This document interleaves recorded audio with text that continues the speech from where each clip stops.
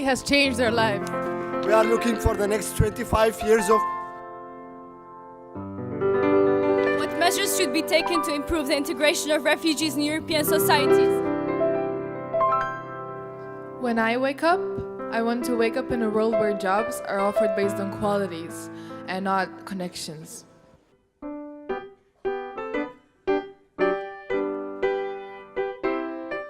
When we presented Europe Calling to the press in the final week of June, one of the 12 founders voted to leave this united Europe. This was a huge blow, which unfortunately represents the dissatisfaction of many citizens. But all this also reinforced our ambition to hold right here in Limburg, here in Maastricht, an open debate about Europe for everyone. Peace in Europe in 2016 is just as self-evident as the sun and the stars. And Europe is still the most prosperous part in the whole world.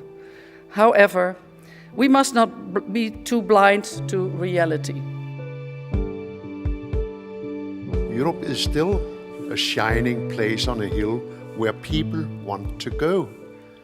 Actually, in such numbers that this has become a problem, since we have got rid of the internal borders but forgot to create effective external borders.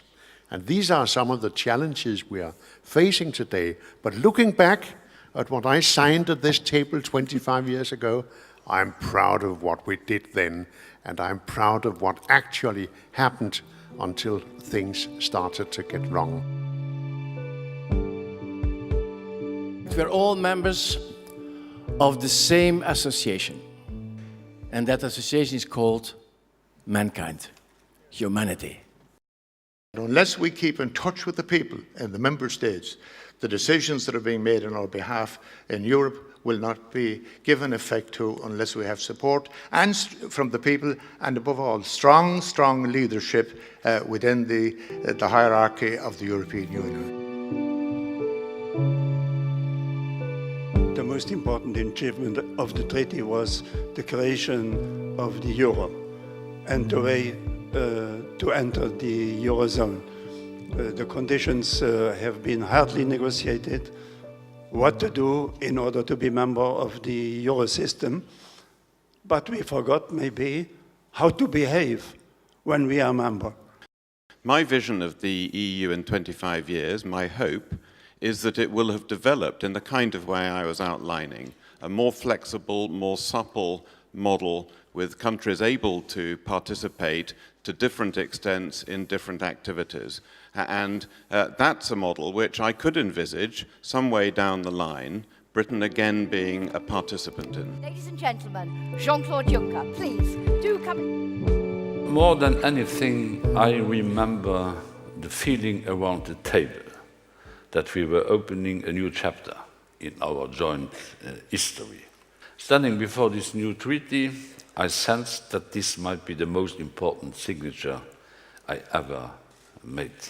Those who do think that time has come to deconstruct, to put Europe in pieces, to subdivide us in national divisions, are totally wrong.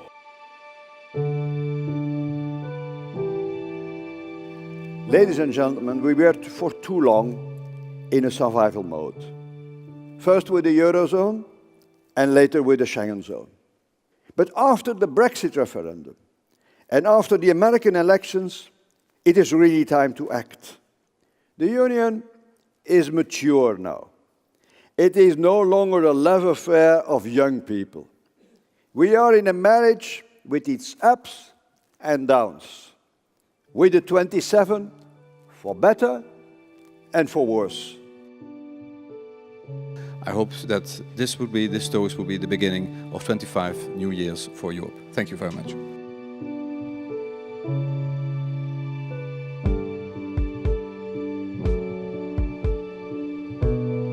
The Maastricht Treaty, like no other treaty, stands for the creation of the European Union, not only because it gave our union its name, but most importantly because it set out to establish a genuine European Union by and for its citizens. The euro was first and foremost a policy for the citizens to facilitate their lives and commercial interactions and to protect them from financial and currency crisis. Those are the milestones of the Treaty of Maastricht, and they stand as key legacies of this city for our European continent. Europe is calling on all of us to stand up for our values, to fight for them each and every day. Europe is not a part of the problem, but a part of the solution. The European Union has not founded the Netherlands or invented France or Italy. It is the other way around. These countries built the Union, and therefore calling Europe means a call for a more active engagement of the member states. The Maastricht Treaty and the spirit of Maastricht is still the best way to save wealth, security, stability, and above all, peace. Today we worry about different things than 25 years ago. Then the fall of the Berlin Wall and the unification of Germany were on the top of people's minds. 8 years ago, of course, it was the fall of Lehman Brothers. 6 years ago, the first Greek crisis. 4 years ago, the Euro crisis. 1 year ago, the migration crisis. Then we saw images of people in tiny Ladas and Trabants heading west. Now we see images of migrants in tiny boats heading north. Reading today's newspaper, one would think that Europe, and certainly the euro, has come to an end, or is coming to an end very soon. While in fact the economic recovery is on track and becoming stronger every year. And none of the political shocks we had this year have put us off that economic track. Perhaps we should stop calling every event in our democracies the next crisis. I'm inviting everybody for over 25 years, and it will be on a Thursday, the 9th of December in 2041. Everybody is then healthy, because we do a lot of healthcare in Europe, of course.